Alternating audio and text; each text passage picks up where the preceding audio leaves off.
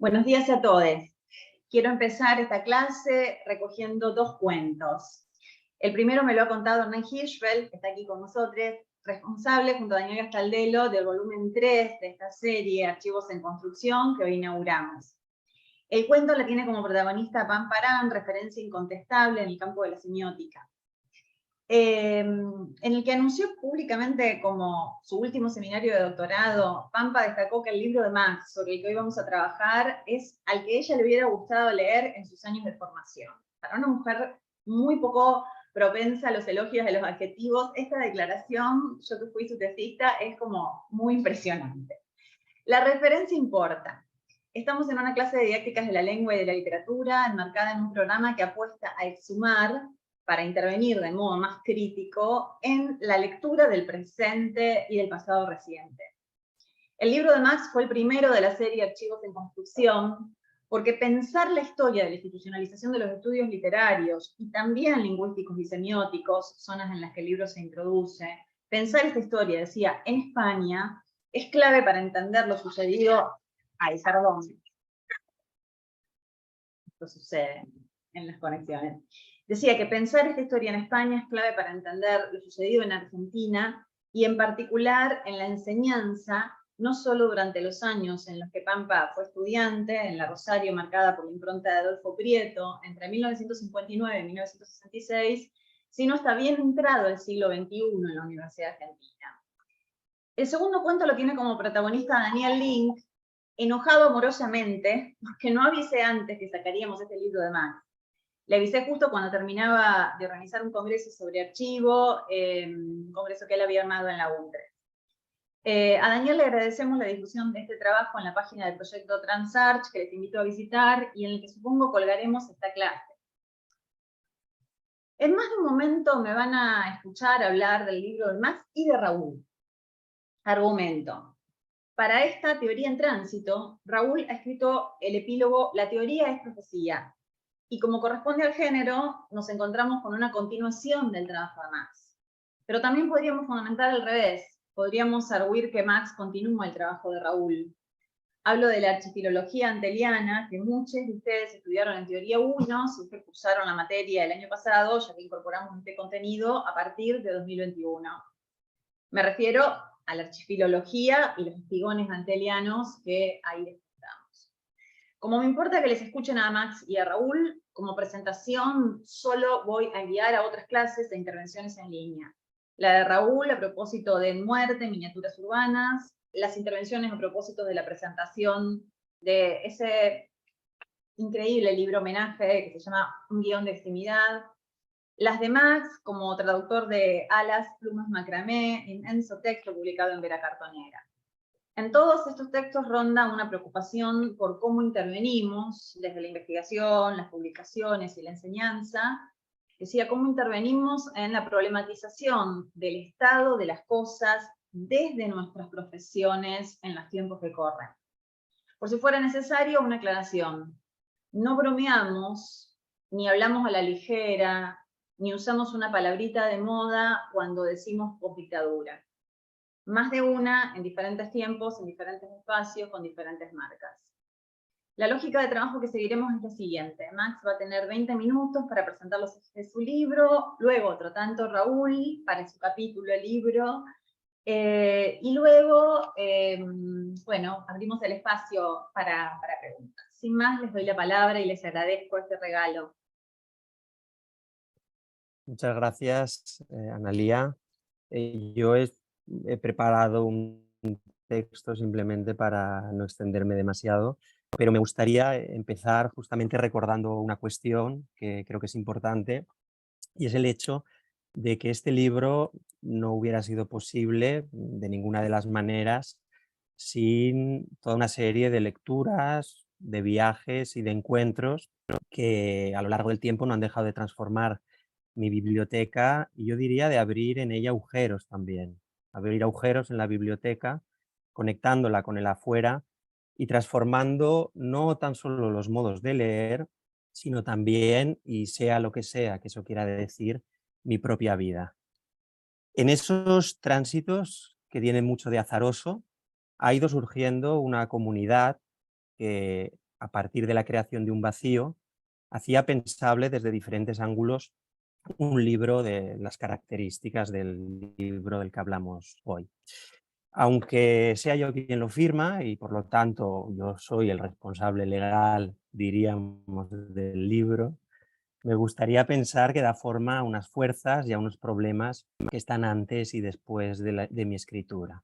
Comento esto porque este libro, con el que arranca la serie Archivos en Construcción, no se hubiera podido escribir de ninguna de las maneras sin el aliento de Analía, ahí al otro lado, y el de una comunidad en construcción que tiene en ella y en su entusiasmo uno de sus motores principales. Entonces quería simplemente empezar agradeciéndole a ella y extendiendo también este agradecimiento a Nora Catelli, que ha escrito el prólogo del libro, y a Raúl, que de algún modo y en muchos sentidos, Analía se refiere a ello, está antes y después del libro, ¿no? Y es alguien que hoy está aquí, así que, en fin, muchas gracias. Refiriéndome propiamente a lo que sería el libro, cuando yo empecé a escribirlo, lo que buscaba hacer era tratar de hacer emerger un problema que tiene que ver con una dimensión, que sería la dimensión teórica del discurso crítico en el caso español. Se trataba, pues, de volver sobre el espacio que de un modo u otro habito institucionalmente, para preguntarme por una dimensión teórica que, por las propias vicisitudes de la historia que cuento, ha tendido por lo general a quedar omitida o subordinada en la crítica y la historiografía asociada al estudio de la literatura española. De ahí justamente la dimensión arqueológica de mi lectura, ¿no? Es un libro escrito por alguien que trabaja como profesor de teoría de la literatura y literatura comparada en la Universidad de Barcelona y que se interesa al mismo tiempo por la literatura española. Pienso que la singularidad del libro proviene en gran parte de su carácter liminal. No se escribe desde un campo específico y establecido, lo que supongo que lo vuelve incómodo y quizá por eso justamente problemático. Es un libro que habla de España y está escrito desde España, pero se publica en Argentina. Y en fin, pretende partir de un modo o de otro de una mirada desplazada. Yo diría en este sentido que no se trataba tanto de estudiar la circulación de la teoría literaria como más bien la teoría literaria en circulación, lo que es algo muy diferente. Se trataba pues de pensar los textos abiertos a la contingencia. En ese sentido, la teoría en tránsito podría ser la teoría fuera de sí, en contacto con el mundo y con la historia. Y pienso que podríamos hablar de la tâche aveugle de la teoría, es decir, de una teoría que, enfurecida, está atravesada por un punto ciego del que surge el espacio de lo visible y de lo inteligible. Una teoría, si se quiere, atravesada por la ceguera y abierta al no saber, dispuesta, por lo tanto, en este sentido, a perturbar los regímenes de visibilidad y, si se quiere, de inteligibilidad recibidos. Por eso, por momentos de los hechos y entre los desechos, emergen justamente los espectros. José Bergamín, uno de los fantasmas de la historia que narro, publicó entre diciembre del 73 y marzo del 78 una sección en Sábado Gráfico titulada Las cosas que no pasan. Y en 1976, en Historia 16, publicó 8 entregas tituladas Crónica Anacrónica. Retomando ese gesto de Bergamín, se trataría de volver sobre un pasado que no ha dejado de pasar o que no ha dejado de no pasar y que de alguna manera muestra de repente cómo nada nos separa de algunos acontecimientos que creíamos superados y por lo tanto clausurados, archivados para siempre. Preguntarse pues por lo que pasa y lo que no pasa, por nuestro tiempo desde otro tiempo. Pues como decía Gamben, quien, como se sabe, consideraba a Bergamín uno de sus maestros, la contemporaneidad, y citó a Gamben, es esa relación con el tiempo que adhiere a este a través de un desfase y un anacronismo. Para forzar ese desfase eran necesarias al menos 2 cosas. En primer lugar, incorporar corpus y problemas que generalmente no son contemplados en el estudio de la literatura española. Señalo simplemente algunos casos. Estudiar, por ejemplo, las transformaciones del pensamiento literario y del pensamiento en general en el siglo XX y la fricción que han establecido hasta el día de hoy con los estudios y la crítica literaria propiamente dicha. Cabía también incorporar el estudio de procesos ligados a exilios, a migraciones, los cuales nos obligan en fin, a enfrentarnos a los límites de los estados-nación y a los discursos y a los relatos asociados a ellos. Y en tercer lugar, y a partir de lo anterior, cabía preguntarse también por algunos efectos de la violencia política de los regímenes dictatoriales del siglo XX, entre ellos, por supuesto, la propia dictadura franquista, que instauró un régimen de censura y de dirigismo cultural que prolonga sus efectos hasta hoy. Además de eso, es decir, además de incorporar corpus y problemas que generalmente no se tienen en cuenta, la escritura del libro me ha obligado a ocuparme conjuntamente de campos y de objetos que tienden a pensarse por separado. El nuevo recorte de objeto ya por él mismo hacía posible, yo diría que a veces incluso solicitaba nuevas interpretaciones.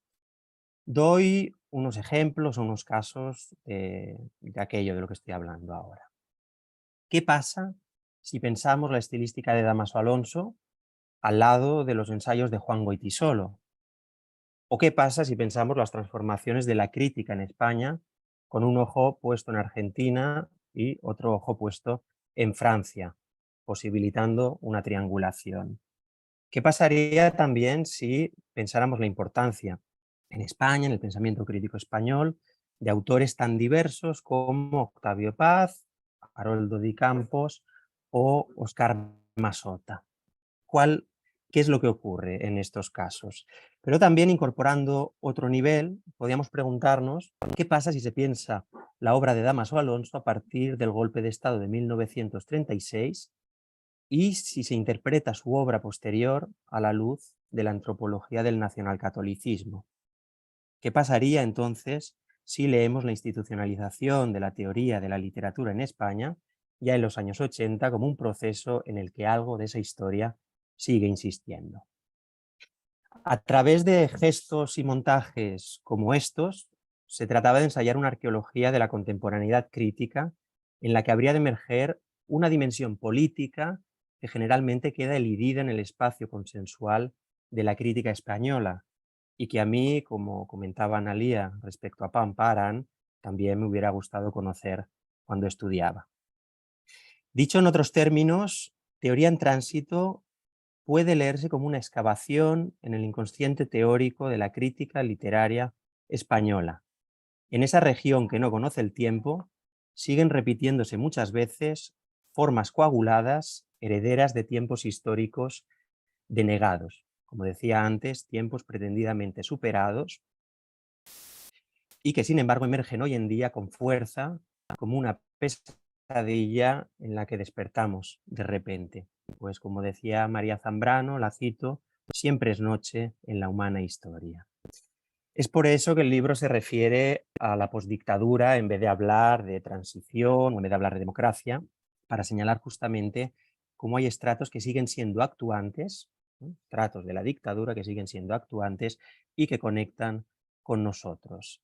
Esos estratos son justamente los que considero que no nos permiten leer nuestra propia tradición, ni por lo tanto nuestro presente, ni por lo tanto plantear un porvenir.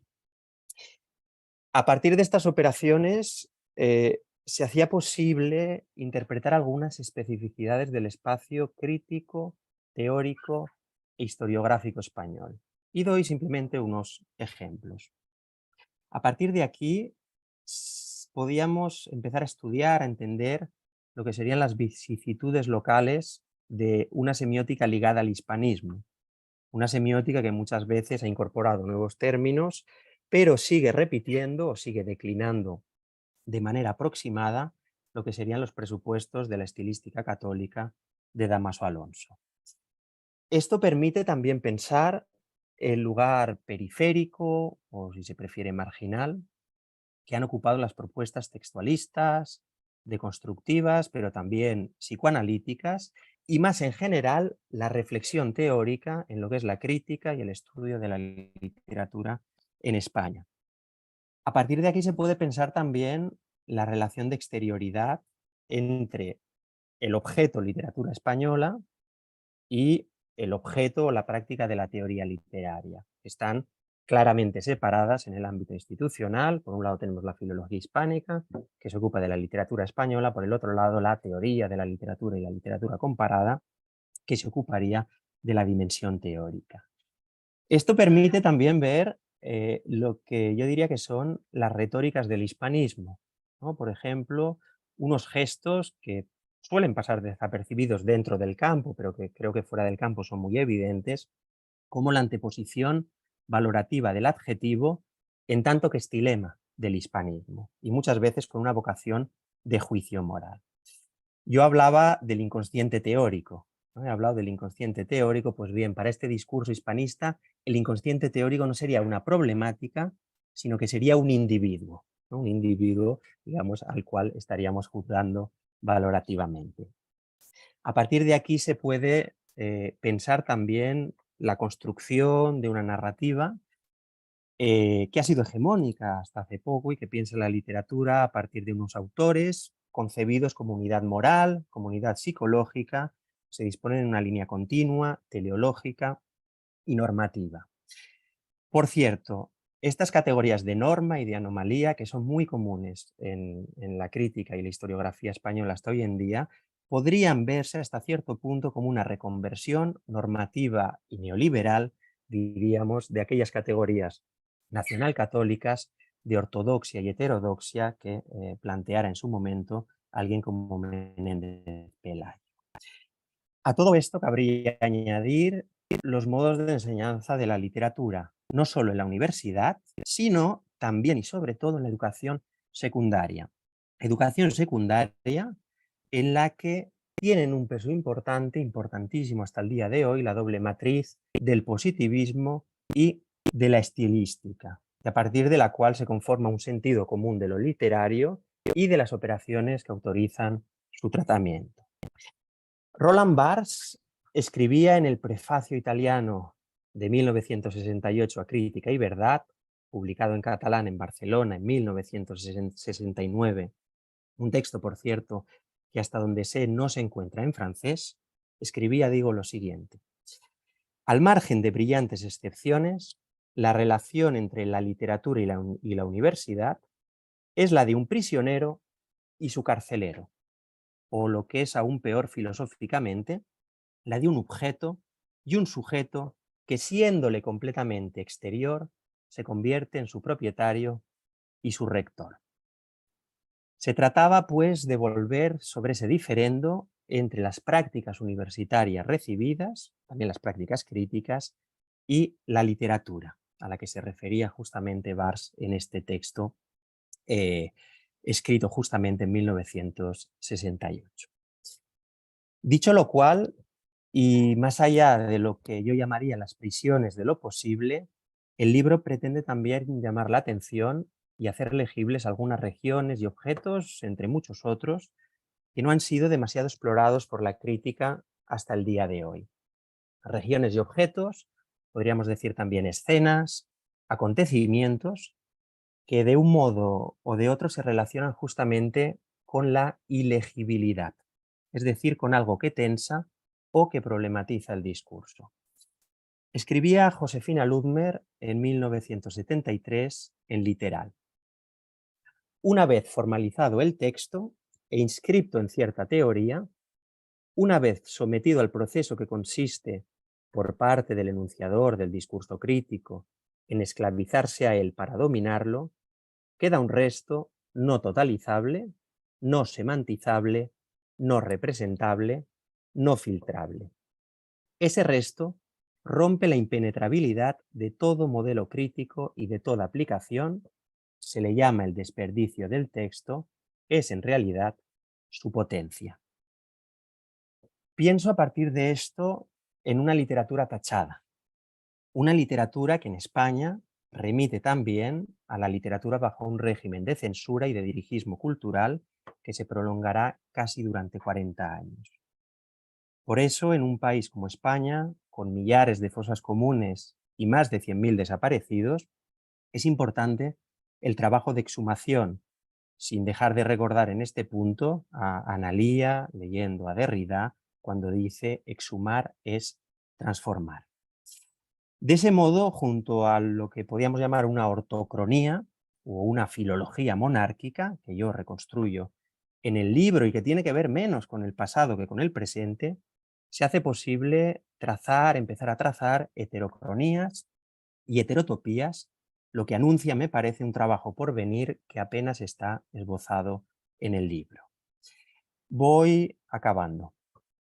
Escribía Menéndez Pelayo, padre del nacionalcatolicismo español, en sus advertencias preliminares a su historia de los heterodoxos españoles. Lo cito. La historia de los heterodoxos viene a constituir una historia peculiar y contradictoria dentro de la historia de España. Es, por decirlo así, la historia de España vuelta del revés. Teoría en tránsito no querría ser tanto una historia al revés, como más bien, haciendo una historia de lo mismo, dar cuenta de los reveses de la historia, pensando la literatura y la crítica españolas más allá de sí mismas y abriéndolas a otros tiempos y a otros espacios a través de la atención a los fantasmas, a los restos, a lo excluido, a voces, podríamos decir, provenientes de otra parte, prestando atención, sin ir más lejos, a voces como la de Raúl Antelo, que tanto ha contribuido a pensar algunos de los estratos de esta historia y que con su epílogo ha podido señalar algunas de sus potencias y también de sus puntos ciegos, llevando así el texto con sus profecías y a través de su lectura a otros espacios, y que acaso Raúl pueda ahora llevarlo más lejos de lo que he podido llevarlo yo aquí ahora. Gracias. Muchas gracias, Max. Me encanta el encuentro, me encanta haber leído el libro, principalmente. Me encanta el entusiasmo de Analía por hacerlo posible. Y en homenaje a Analía, justamente, y a su método, solo quiero contar un cuento. Menéndez y Pelayo murió en marzo de 1912. 30 años después, en julio de 1942, en el número 94 de Sur, el número del desagravio a Borges, Guillermo de Torre, es decir, el cuñado de Borges, emprende una reevaluación de Menéndez y Pelayo en que pondera que el séquito admirativo de Pelayo solo fue formado durante muchos largos años por clérigos, eruditos acartonados y profesores de provincia. Leo un fragmento del texto de Menéndez y de Guillermo de Torre. Proyectaron así sobre sus libros una sombra obsoleta y sectaria que contribuyó a aumentar su propio tinte ultramontano en vez de aclarar controversias y borrar distancias. Por ello, las siguientes promociones estudiosas, es decir, la de él, la de 27, digamos, encontraron su más lógico camino en el lado opuesto, a la vera institucionista. Y el magisterio vivo de Giner y de Cosío redobló su influjo, aumentándose sus filas. Que éstas también se nutrían en buena parte de sectarios unilaterales, tal vez, pero no lo eran tanto como quienes, desde la universidad, en pugna con la institución y con la Junta para Ampliación de Estudio, monopolizaban oficialmente el culto menández-pelayesco. Al cabo, continúa Guillermo de Torre, Los primeros no olvidaban su filiación liberal, su fama de tolerantes. Comenzó, pues, hace ya unos 3 o 4 lustros, es decir, en los años 20, a ser valorada en sí misma la obra del fértil polígrafo, arrumbándose viejas polémicas, subrayando su positiva grandeza, al tiempo que se apuntaban excesos o limitaciones. Esto que les acabo de leer, Guillermo de Torre lo dice en el mismo número en que Ángel Rosenblatt reseña una novela de Rosa Chazelle, la sobrina de Zorrilla, sobrina nieta de Zorrilla. Teresa es la novela, una novela escrita a principio a pedido de Ortega y Gasset.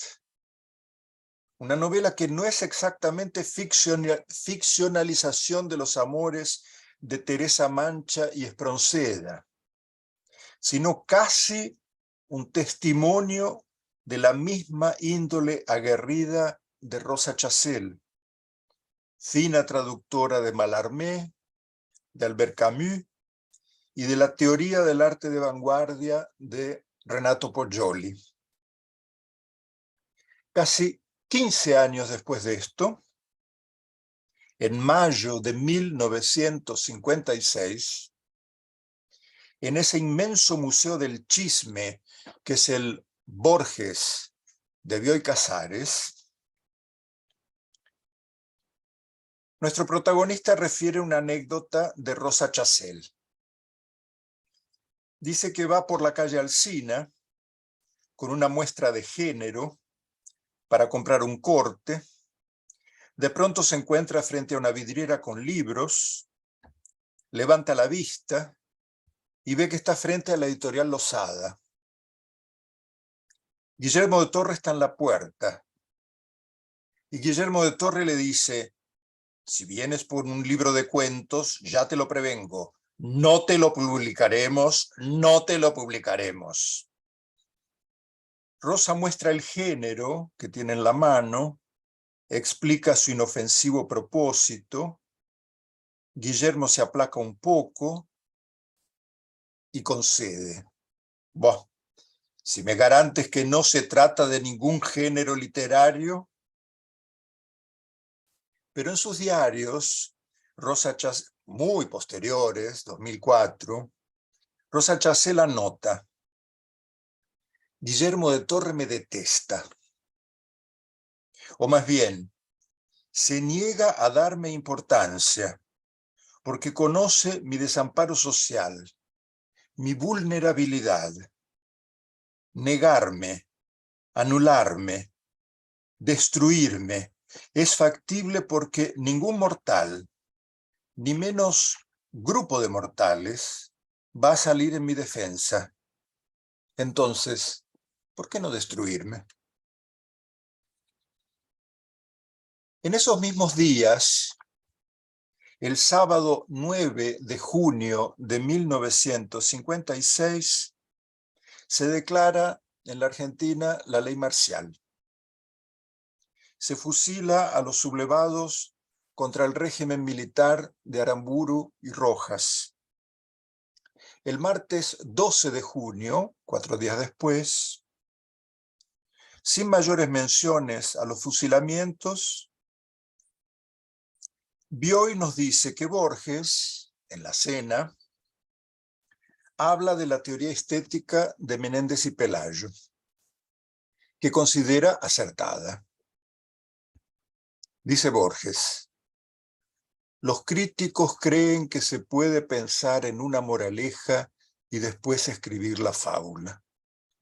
Menéndez y Pelayo, porque era poeta, sabía que el fondo y la forma son inseparables, que la moraleja se da con la fábula.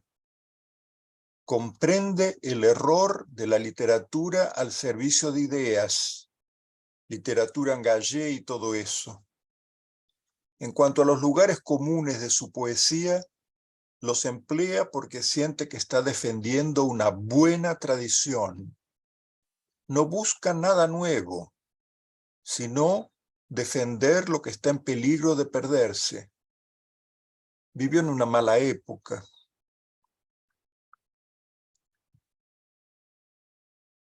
Y naturalmente todo hombre está determinado por su época y por su país. Se entusiasma por temas oficiales, estadísticos, patrióticos o patrioteros, como si él estuviera un poco vacío, demasiado en disposición. A lo que Bioy retruca. Sin embargo, el tema de la historia de las ideas estéticas en España es interesante. Un inventario de las ideas estéticas, aunque a veces el tratamiento es superficial. Y Borges dice, está mal que se hable de ideas estéticas en España, cuando son ideas de otras partes. Debía ser historia de las ideas estéticas en los países donde las hubo. Pero, naturalmente, todo debe llevarse pro domo sua. Pregunto si no será mejor poeta que crítico, si ninguna de sus páginas críticas será tan excelente como su epístola a Horacio y como la que les mandó a los amigos, agradeciéndoles una biblioteca. Borges está de acuerdo. Del libro de Miguel Artigas sobre Menéndez y Pelayo se refiere a la vida y la obra de Menéndez y Pelayo, un libro publicado en Zaragoza en el 39. Borges dice que cuenta embustes, por ejemplo, que Menéndez y Pelayo recordaba todo lo que había leído, que sabía dónde estaba cada uno de los libros de la Biblioteca Nacional de Madrid, que leía con el ojo izquierdo una página y con el derecho otra, simultáneamente. A lo que Borges agrega, ¿tenía también dos mentes? ¿Sugiere acaso que era esquizofrénico? Parece que no tuvo vida privada, mucha salud, mucha facilidad para trabajar, para escribir, para leer. Emprendía sin pereza obras en varios tomos. Murió por agotamiento, por falta de ejercicio, a los 50 y tantos años, lamentando no poder seguir con sus libros. De vuelta a España, saben que Rosa Chacel pasó parte de su exilio en Buenos Aires y en Río de Janeiro. Tuvo una pequeña excursión a Estados Unidos cuando gana una Guggenheim, pero finalmente acabó en un puente entre Río de Janeiro y Madrid, hasta que decide volver a España. Al volver, ya en los años 80, Rosa Chacel escribió los guiones para Radio Televisión Española de una serie basada en su novela Teresa. Pero la serie, ya aprobada por Radio Televisión Española, se quedó sin ser filmada. Rosa Chacel murió en Madrid en 1994. Tenía 96 años. Es mi cuento.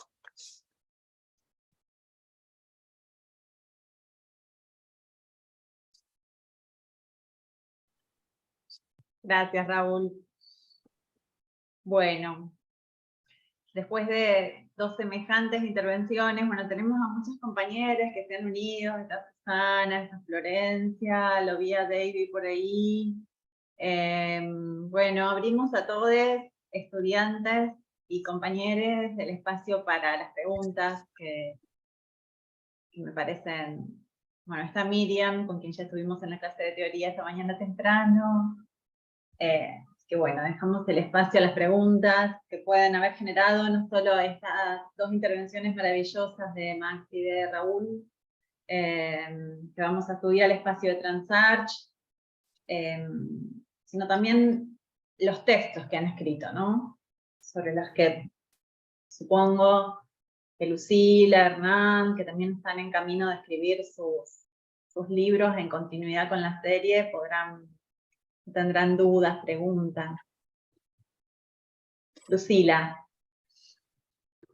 Bueno, gracias Ana, bueno, gracias Max y Raúl también por estas intervenciones. Qué lindo escucharlos, y pensaba, bueno, en vinculación también con lo que venimos trabajando en las clases de didáctica específicamente de la lengua, y yo voy a hacer esta intervención más vinculada a la historia de la institucionalización de los estudios lingüísticos, y quería, no sé, comentarle a Max o conversar con él, o si nos puede contar un poco más también para esta circulación y que nos quede en la cátedra, y sobre todo en vinculación con los problemas que yo estoy pensando, algunos puntos que me quedaron de su texto que le quería consultar. Por ejemplo, uno de ellos es cuando, Max, vos vas contando la historia, vas relatando las intervenciones institucionales de Dámaso Alonso, y en un momento al pasar decís que, bueno, sin oposiciones, él toma la cátedra de Menéndez Pidal. Y yo te quería preguntar si si esos procesos de legitimación que no se dan, es decir, sin oposiciones, entiendo, ¿no? Sin concurso, ¿no? Estudiando acá también lo que sucede en y entre dictaduras, siempre estamos pensando cómo impactan, ¿no? Esas desinstitucionalizaciones forzadas, ¿no? Que muchas veces han provocado continuidades o discontinuidades de los agentes, tanto en la universidad como por fuera. Yo pensaba si eso había impactado de algún modo, si había tenido algún peso, o es algo que en ese marco, ¿no? de dictaduras pasa casi sin efecto, digo en la circulación de su obra, porque hago el paralelismo con lo que sucede acá con una de las lingüistas que yo estudio, que ella continúa digamos, viene haciendo todo un proceso de formación lingüística, ¿no? Como por ejemplo ayudante de cátedra, jefe de trabajos prácticos. Se presenta a un concurso de adjunta. Cuando se presenta a un concurso viene en el 66 el golpe, la noche de los bastones largos, y ella queda con la cátedra, ¿no? Así también, sin oposiciones, a modo de Dámaso Alonso, así hay el paralelismo, pero luego la obra de ella es muy censurada, ¿no? Y su obra no circula, producto de haber continuado en dictaduras en estas cátedras. Incluso ella, bueno, estoy hablando de Nelly Dadoni de Miranda, en el 2004 es bajada del Congreso de la Lengua Española justamente por su actuación en dictaduras. Su obra luego no circula, ¿no? Hasta el día de hoy es bastante tapada, censurada. Entonces yo pensaba, en el caso de España, ¿no? Haciendo estos paralelismos, y bueno, y agradeciendo a Max porque cómo me sirve ¿no? su estudio para todo lo que yo estoy pensando e indagando, porque inevitablemente, bueno, esto que vos describís tan perfectamente respecto de las conexiones entre Dámaso Alonso y Amado Alonso, ¿no? Y la irrupción del estructuralismo acá, y cómo este estilística católica, ¿no? Que decís que durante casi 2 décadas impacta ahí. No puedo dejar de leerlo en vinculación con este caso en particular que yo estoy trabajando, porque cuando a Nelly Dadoni le preguntan en el 2004 en una nota periodística, ella dice, yo lo único que hice fue usar el talento que Dios me dio, ¿no? Y ahí también la referencia a la religión que vuelve con ese peso, ¿no? Tremendo, como lo que vos describís ahí. Bueno, Max, básicamente comentarte eso, que me interesaba seguir indagando si ahí había algún cuento, ¿no? O había archivos o algo que dieran algún indicio de si eso ha tenido peso en su circulación o cómo continuó después, ¿no? su trayectoria, que nos puedas contar un poco más de esa parte de la historia. Gracias, Lucila, por la pregunta y los comentarios. Claro, yo empezaría diciendo que hasta donde yo sé, el caso argentino y el español son, en relación a estas cuestiones, son muy, muy diferentes. Entre otras cosas, porque en España, después del golpe de Estado en 1936, el comienzo de la dictadura, en el fin de la Guerra Civil en 1939, lo que hay es una larguísima dictadura. Y esa larguísima dictadura parte de, bueno, pues de un exterminio, de una represión terrible y, como decía antes, unas políticas de censura y de dirigismo cultural y también de represión, de violencia política, ya después de la propia Guerra Civil. Y lo que ha ocurrido, y si no te respondo, dímelo, si no la pregunta no iba por ahí, pero vamos a cortar un poco, pero me parece que es lo que he llegado a entender. Lo que ha ocurrido justamente es que muchos de esos autores que ocupaban una posición central en el campo universitario, en el campo académico, en el campo crítico y en el campo editorial, muchas veces también, del franquismo, el campo oficial, institucional, han sido, en democracia, han sido tratados como los grandes maestros. Entonces, si nosotros hacemos un estudio, digamos, cuidadoso de los textos, de las propuestas de los autores, vemos a veces efectivamente que los discípulos, que se llaman discípulos ellos mismos, se llaman maestros a los otros autores, a veces hacen cosas diferentes, pero tienen que justificarse justamente a través, digamos, de esa genealogía. A veces hacen cosas diferentes y otras veces siguen reproduciendo, ¿no?, exactamente los mismos patrones. Entonces, Dámaso Alonso es alguien que llegó a ser presidente de la Real Academia, es alguien que ocupaba una posición estratégica en Gredos también, ¿no?, en la colección sobre letras románicas, sobre filología románica, y es alguien que eso es una de las cosas que reconstruyo en el libro, que será una pieza central. La pieza central en realidad será Lázaro Carreter, que es su discípulo, pero hay toda una relación vasallática, planteada en términos vasalláticos, que remite justamente a su figura. Entonces yo creo, pero yo ahí lo conocéis mucho mejor que yo, esta cuestión, yo creo que justamente Argentina, ¿no?, el caso argentino, con las entradas y salidas de profesores de la universidad, los exilios y las vueltas en periodos, digamos, mucho más cortos de tiempo, dio la posibilidad, entre otras cosas, de transformaciones, o sea, de que algo de lo que estaba pasando fuera de la universidad, pues en los años 80, por ejemplo, entrara en algunas universidades, ¿no?, de manera, yo creo, mucho más firme, mucho más clara que en España. Pero esto es lo que yo veo desde aquí y vosotras tenéis muchos más elementos para valorarlo. No sé si la pregunta iba por ahí o te referías a alguna otra cuestión. Sí, sí, Max, perfecto. Esto es inscribirse en esas genealogías que decís, creo que era una legitimación que acá no podía obtenerse justamente por no estar esa historia de antemano. Y ni hablar que impactan, ¿no?, en los distintos cortes, y a veces están seguidos, que esta larga dictadura. Bueno, más allá de todas las otras características que vos también describís también en el libro, que por supuesto no se puede leer de forma aislada. Quizá Raúl tiene algo que decir también al respecto.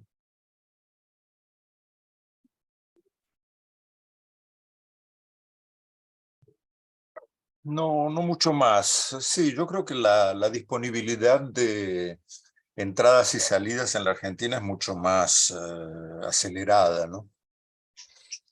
Y ahí se abren las brechas. Brechas que no tienen muchas veces mucha coherencia, ¿no? Pienso, después del 55, la entrada inicialmente tímida del funcionalismo y el estructuralismo, con Barnechea, con Pesoni, que no era gente formada por la Universidad de Buenos Aires, sino por el Instituto del Profesorado.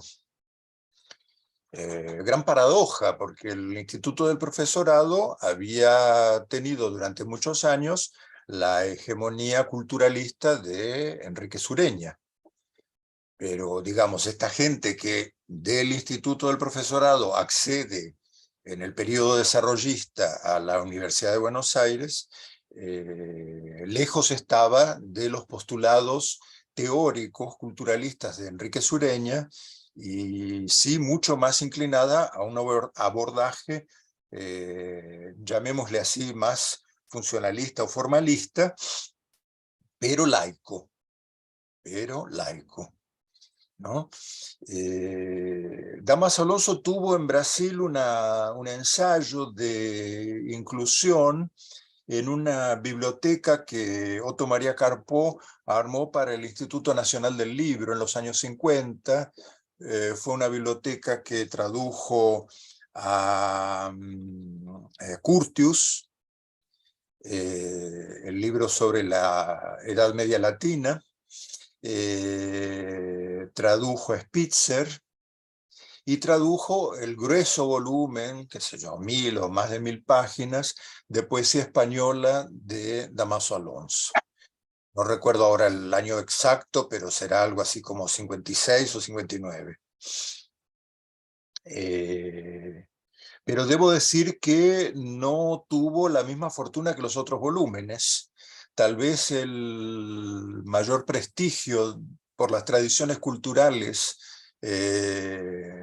europeas, no hispánicas, digamos, hacía que muy frecuentemente se hicieran reseñas o se hicieran menciones a los otros volúmenes, no así al de poesía española de Dámaso Alonso, que recuerdo haber leído en la biblioteca que un ex integralista, Cristóbal Camargo, armó en Buenos Aires a pedido de la revolución llamada Libertadora en los años 50. O sea que bueno, esa marca hispánica, integralista, etcétera, etcétera, sí, no llegaba sin sombra de duda. Bueno, y Gredos era la bibliografía obligatoria de nuestras varias literaturas españolas, sea quien fuese el titular.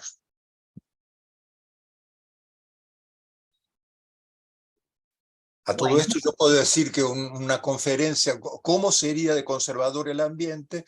Que puedo decir que una conferencia de Ricardo Gullón habrá sido en el 69, para nosotros, alumnos de literatura española, estábamos estudiando Pérez Galdós, leído todas las novelas de Pérez Galdós, y hubo una visita de Ricardo Gullón.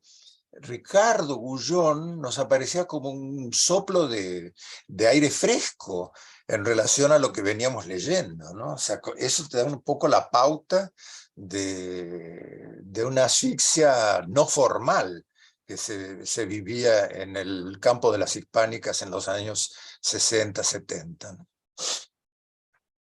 Analía, decías.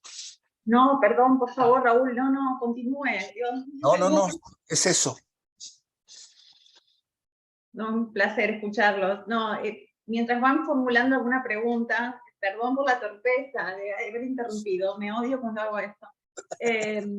Nada, los pensaba en los dos puntos acá, tengo la oportunidad de preguntarles a los dos puntos algo, que además enseño mucho, sobre todo en el posgrado enseño, pero vale también para el grado. En teoría también lo estoy enseñando. Usted, Raúl, en la clase que dio, que está colgada en Vera Cartonera en Derivas Didácticas, cuando presentó miniaturas urbanas, dijo algo que yo uso muchísimo, sobre todo para discutir con quienes cuestionan ese hacer caer juntos, que Max trabajó esta mañana, siempre es muy sorprendente, porque Max en cada clase, en cada presentación, dice cosas nuevas. El libro de Max, por una cuestión editorial, lo leímos 2, 3 veces, pero esto, así como lo dice ahora, lo dice distinto. Problemas y objetos que se pensaban por separado, y fue enumerando, ¿qué pasa si hacemos caer juntos tal cosa y tal otra cosa? ¿Qué pasa? Ese modo de interrogar con esa retórica que hoy presentó tan alucinante, bueno, genera mucho rum, porque hay como mucha cosa de la cosa estanca, ¿no? Entonces yo pensaba en ese comentario suyo, Raúl, la pregunta es para los dos. Nada en principio me resulta ajeno, dijo usted, cuando a propósito de miniaturas urbanas volvió sobre las archipilologías, el texto de Dubin y todos sus textos en realidad, porque ya es una marca del método Antelo, que, entre paréntesis, aquí está Susana Estramín, en esta misma serie con Susana tenemos la fantasía de exhumar sus clases, pero eso va para otro momento. Digo, usted esta mañana dijo algo que yo apunté en verde y sobre el que le quiero preguntar, y además le voy a preguntar otra cosa. En un momento de su cuento, usted dijo, todo hombre está determinado por su época y por su país, y después hizo una crítica a una actitud, ¿no? El estar demasiado a disposición, como si se estuviera vacío, el estar demasiado a disposición. A mí me gustaría preguntarle sobre, digamos, cuáles son de alguna manera, los obstáculos o los riesgos o el modo en que usted le hace frente a los modos convencionales de leer cuando usted pone en funcionamiento esa manera de leer, concretamente lo que le sucedió cuando puso en funcionamiento este modo de leer, que tiene una marca muy propia, en Brasil, en la Universidad Brasileña, enseñando la literatura nacional de ese país, además.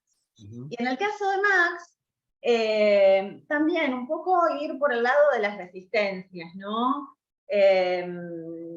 Cuando el otro día presentábamos tu libro, Max, la primera presentación pública que hicimos, Benedict Botier te leyó como el libro más argentino escrito por un español. Entonces a mí vuelvo y uno, porque digo, en esto del libro más argentino escrito por un español y en esto que Raúl marca, digo, pareciera que a pesar de que hablamos de lo transnacional hay modos nacionales de leer, ¿o no? Les tiro así la cuestión.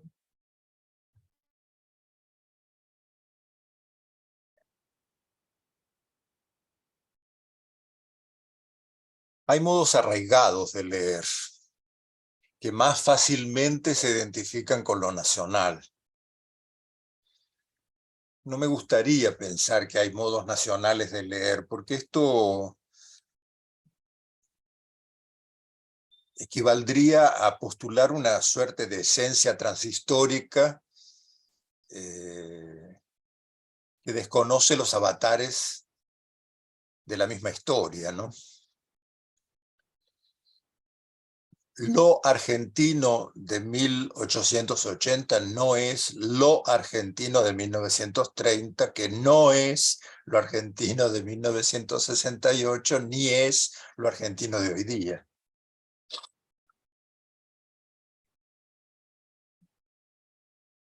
¿Cómo enfrentar esto? Yo te diría que en mi caso usé mucho la exhaustividad. Es decir, los corrí por donde huyen. Normalmente uno de los argumentos de los cuales se echa mano para descalificar abordajes desconstructivos, que revisan de raíz los postulados dominantes, es que son acelerados, rápidos, superficiales, no abarcadores, cuando no ideológicos.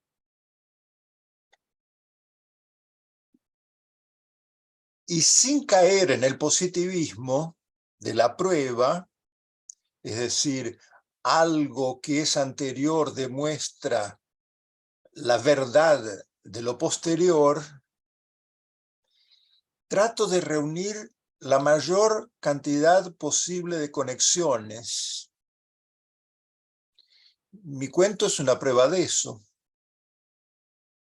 De Menéndez Pelayo paso a su lector, Guillermo de Torre, paso a su contemporánea y compatriota, Chasel, ninguneada en un encuentro fortuito en la calle Alsina, cómo las dos comadres, Borges y Bioy, reinterpretan ese episodio y todas las resonancias que de él pueden extraer, y cómo todo eso nos interpela aún hoy.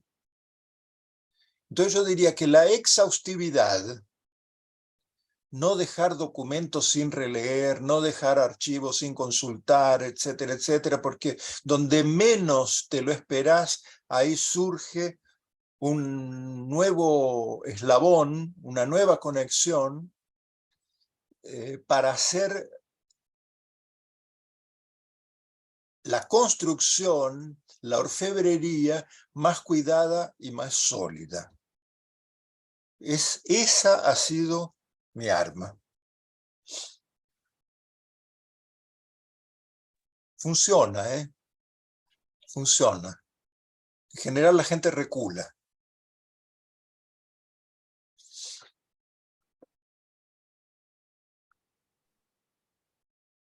Bueno, en relación a lo que preguntabas, Analía, y a lo que comentaba Raúl, que estoy, en fin, muy de acuerdo. Recuerdo Nora Catelli en algún artículo escribe, yo pienso ahora en esta cuestión de lo nacional, ¿no? Ella escribe que toda lectura está datada y localizada. Entonces yo trato como una dimensión en un momento histórico determinado, tiene una fuerza o una capacidad, digamos, de configuración que a veces hoy en día se desprecia, pero que me parece que es importante volver sobre ella, o puede ser importante volver sobre ella, justamente a veces para desembarazarnos, ¿no? de algunos modos de lectura que estarían en ese sentido naturalizados. Para mí es muy claro, viniendo de España, en el año 2013 hice una estancia de investigación en Argentina y empecé a leer con una cierta intensidad la crítica argentina contemporánea, lo contemporánea de los años 50, y entonces vi modos de lectura de textos que yo había leído, digo, de textos teóricos también que yo había leído, que eran muy diferentes, o sea, la tradición crítica y los movimientos y los gestos que se hacían con ellos eran muy diferentes a los que yo estaba acostumbrado a leer en España. Eso no quiere decir que en España no hubiera gente que estuviera haciendo otras cosas, pero yo los conocía poco y eran menos y a lo mejor eran menos centrales en el campo y era más difícil en ese sentido acceder a ellos. O sea, hay una multiplicidad, yo diría, de fuerzas que se cruzan, ¿no? Porque podemos ver a lo mejor que, bueno, pues que aquellos que pertenecen a la filología hispánica a lo mejor leen bastante parecido, digo a lo mejor, con independencia de que estén en Francia o en Argentina o en Brasil, no lo sé.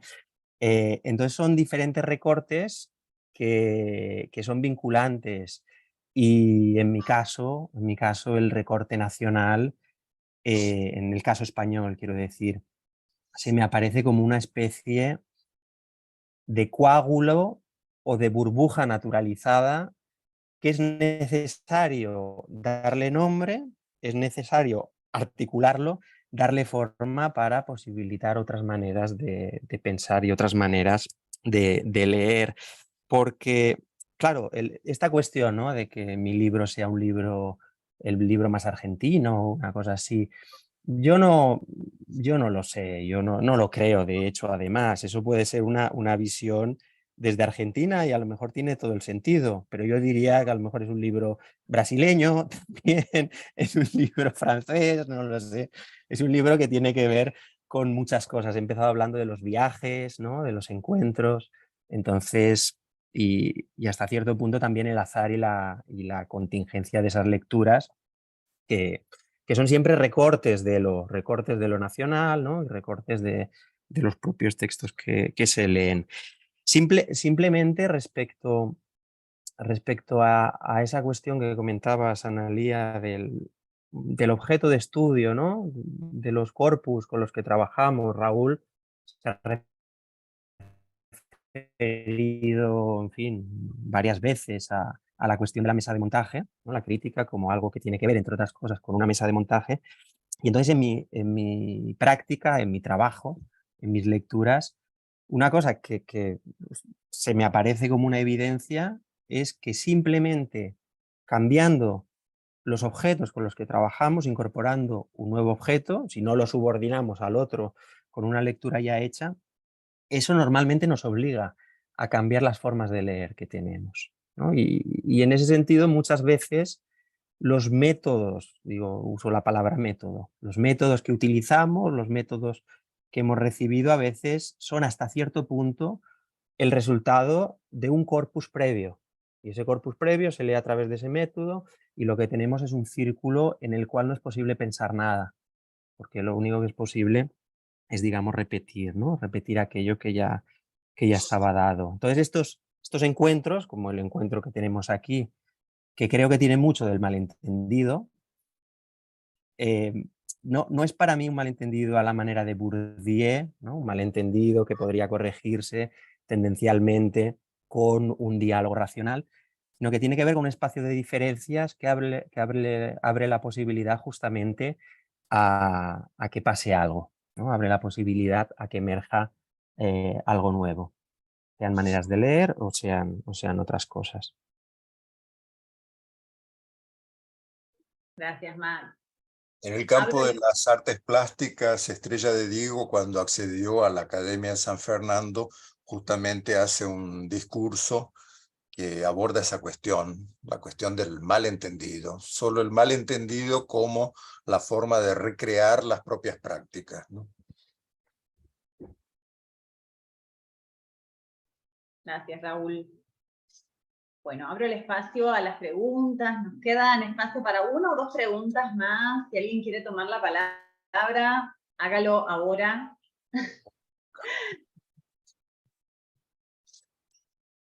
No veo ninguna manito levantada.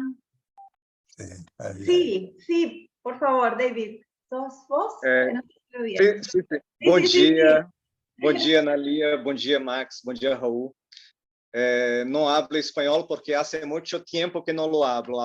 Então, farei a pergunta em português. Pensando em tudo isso que vocês estavam falando, eu te coloco uma questão, Raúl. Estava lendo outro dia um ensaio do César Aira chamado Por que Escrevi?, no qual ele faz uma diferenciação entre documento e documentação, e que ele justamente embaralha essas cartas para que, caso no futuro hipotético a Argentina desapareça, os futuros leitores hipotéticos possam reconstruir a Argentina.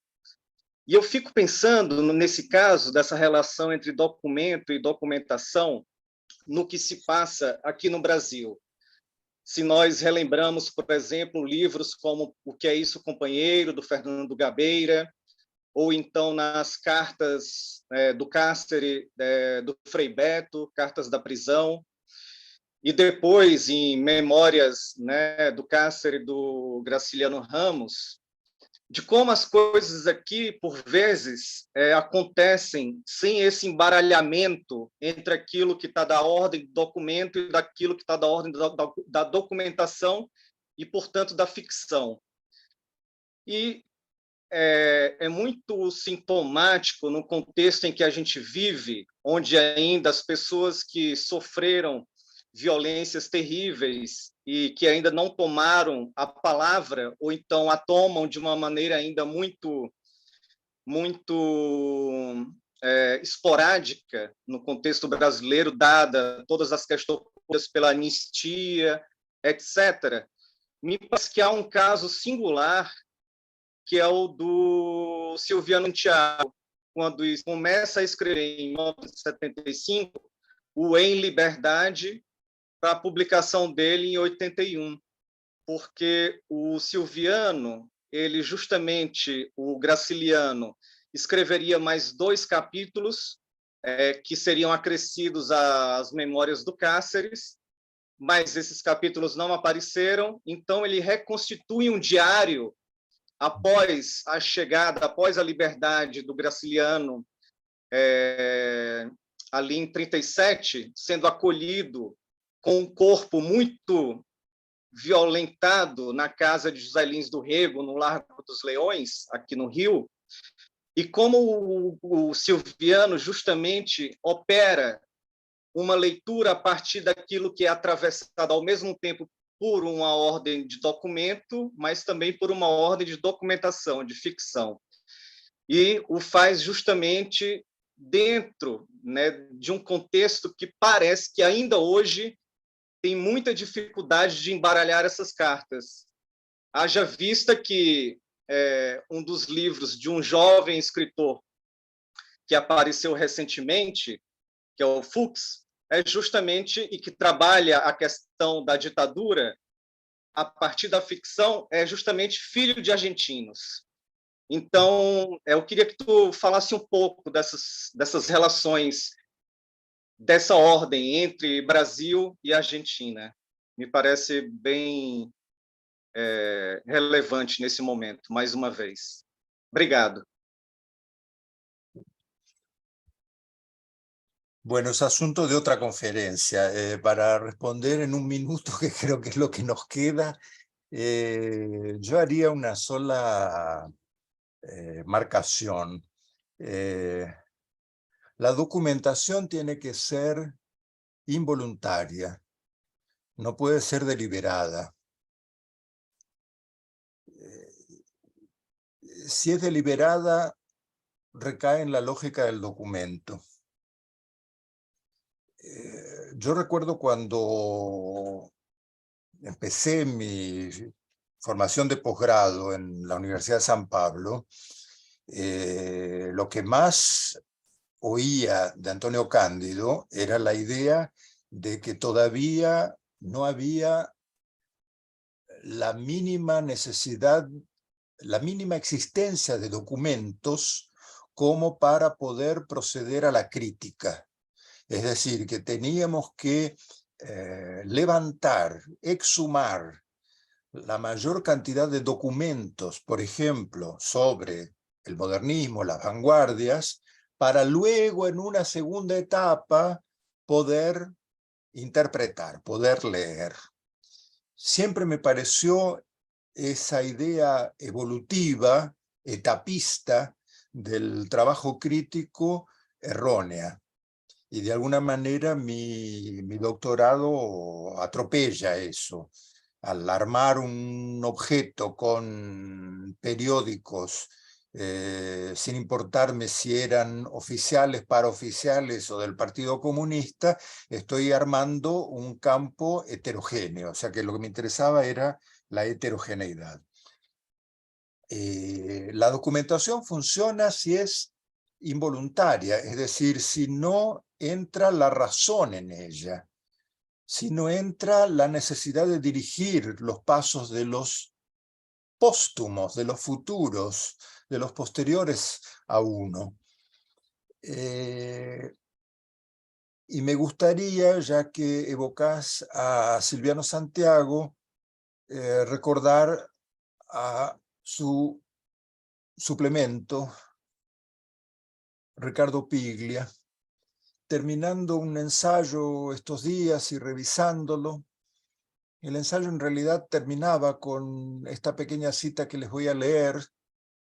Opté por indicación de la editora transformarla en nota de pie de página, pero me negué a eliminarla porque creí ver en esa cita que extraje de los libros de memoria de Piglia,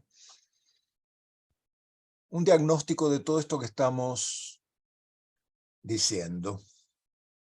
Escribe Piglia: la crítica literaria es la más afectada por la situación actual de la literatura. Ha desaparecido del mapa. En sus mejores momentos, en Yuri Tinianov, en Franco Fortini o en Edmund Wilson, fue una referencia en la discusión pública sobre la construcción del sentido en una comunidad. No queda nada de esa tradición. Los mejores y más influyentes lectores actuales son historiadores como Carlo Ginzburg, Robert Darnton, François Hartog o Roger Chartier. La lectura de los textos pasó a ser asunto del pasado o del estudio del pasado. A los historiadores yo agregaría los antropólogos. Creo que ahí está la mejor lectura que se puede hacer del anacrónico presente. Gracias, Raúl. Bueno, en esas intersecciones estamos, celebrando las intersecciones, lo que cae junto, diría Paco Vidarte, que es alguien a quien me gusta siempre traer a la conversación. Estaría muy feliz, creo. Él que se fue a los 38 estaría muy feliz de ver estas conjunciones sintomáticas, como él las llamaba, su Derrida, Lacan, contigüidades sintomáticas. Bueno, por más contigüidades sintomáticas y por más clases como estas, nos vemos en la próxima. Le agradecemos a Raúl y a Max este regalo. Y le estuve escribiendo recién, mientras tanto, a Daniel para avisarle que por un tema de formalidad de la universidad no teníamos el loguito Transarch y por eso no difundimos en la red Transarch antes, pero vamos a subir esta clase a ese sitio. Les agradezco a todos los que se unieron para esta fiesta, esta clase fiesta, y nos vemos en breve. Muchas gracias. Gracias a todos. Gracias.